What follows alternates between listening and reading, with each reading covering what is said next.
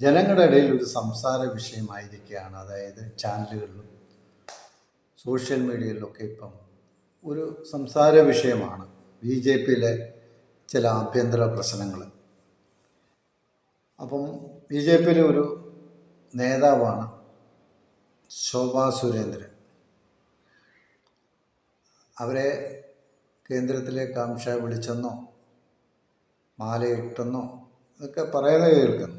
ഇനി അടുത്ത president, Kerala ഘടകത്തിൻ്റെ president Shobha സുരേന്ദ്രനാണെന്നൊക്കെയാണ് അണികൾ പറയുന്നത്. ശോഭാ സുരേന്ദ്രൻ വന്നു കഴിഞ്ഞാൽ കേരളം ഏതാണ്ട് കീഴ്മേൽ മറിക്കും എന്നൊക്കെയുള്ള ധാരണയാണ് ഇവരുടെ അണികളിലുള്ളത്. ഇതൊന്നും നടക്കാൻ പോകുന്ന കാര്യങ്ങളൊന്നുമല്ല. ശോഭാ സുരേന്ദ്രൻ വന്നാൽ ഏതാണ്ട് വലിയ മാറ്റമൊക്കെ ഉണ്ടാവും എന്നൊക്കെയാണ് ധരിക്കുന്നത്.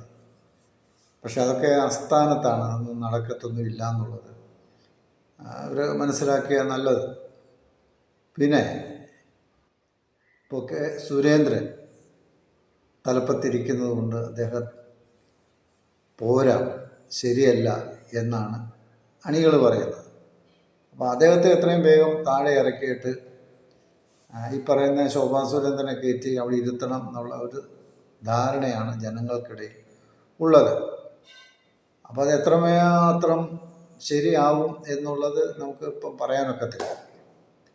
അപ്പോൾ ശോഭാ സുരേന്ദ്രന് അധ്യക്ഷ സ്ഥാനത്തിലേക്ക് വരുന്നത് തീർച്ചയായിട്ടും ഇവിടുത്തെ നേതാക്കന്മാർക്കൊന്നും വലിയ താല്പര്യമുള്ള കേസ് കിട്ടുന്നതല്ല. കേരളത്തിൽ അവരെ കൊണ്ടുവന്നാൽ ഒരുപക്ഷെ BJP തന്നെ രണ്ടാവും പിളർത്തുമെന്നുള്ളതാണ് നമുക്ക് മനസ്സിലാക്കാൻ കഴിയുന്നത്. കാര്യം ഈ ശോഭാ സുരേന്ദ്രൻ്റെ കീഴിൽ വർക്ക് ചെയ്യാനൊന്നും ഈ പറയുന്ന നേതാക്കന്മാരെ ഒന്നും കിട്ടത്തില്ല. ഒരു നേതാക്കന്മാരെയും കിട്ടത്തില്ല.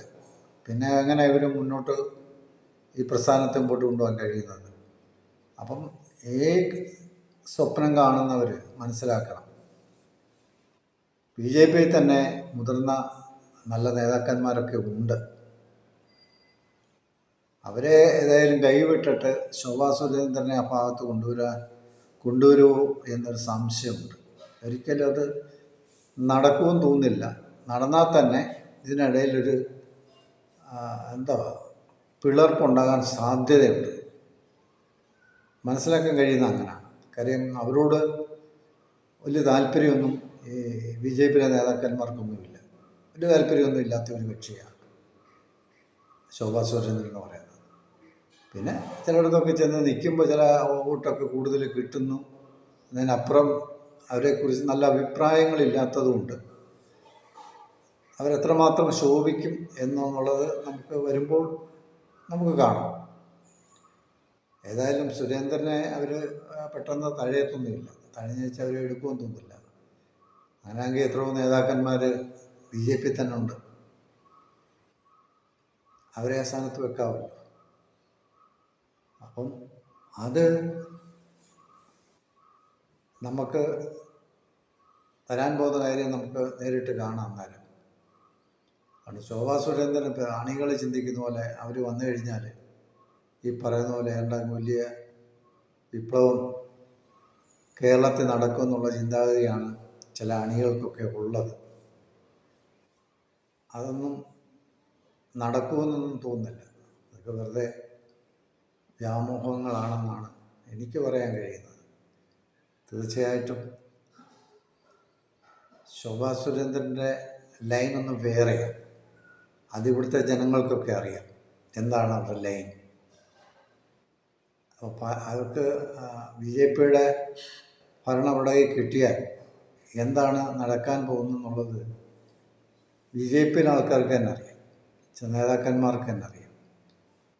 അപ്പോൾ അതനുസരിച്ച് ഇവിടെ നേതാക്കന്മാർ അവരുടെ കീഴിൽ പ്രവർത്തിക്കുമെന്നുള്ളത് സംശയം, അത് വ്യക്തമാണ്.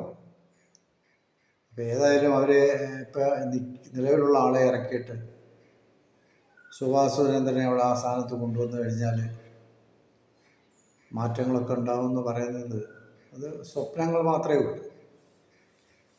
നമുക്കത് മനസ്സിലാകുന്നുണ്ട്. കാര്യം അവരോട് താല്പര്യം ഇവിടുത്തെ BJP നേതാക്കന്മാർക്കൊന്നുമില്ല. അണികൾക്ക് ഒരുപക്ഷെ അവരോട് താല്പര്യം ഉണ്ടായിരിക്കും. പക്ഷേ BJPയിലെ ഒരു നേതാക്കന്മാർക്കും അത്ര ബന്ധമൊന്നും അവരുമായിട്ടില്ല. കാര്യം അവരിപ്പോൾ ഇങ്ങനെ ഒറ്റയൻ പോരാട്ടമാണ് അവർ നടത്തിക്കൊണ്ട് പോകുന്ന കുറേ കാലമായിട്ട്. മനസ്സിലായില്ലേ? അപ്പോൾ ആ രീതിയിലാണ് അവരുടെ പോക്ക്. അതുകൊണ്ട് എത്രമാത്രം ശോഭിക്കും എന്നുള്ളത് വരും കാലങ്ങളിൽ നമുക്ക് കണ്ടുകേട്ടറിയാം എന്നാണ് എനിക്ക് പറയാനുള്ളത്.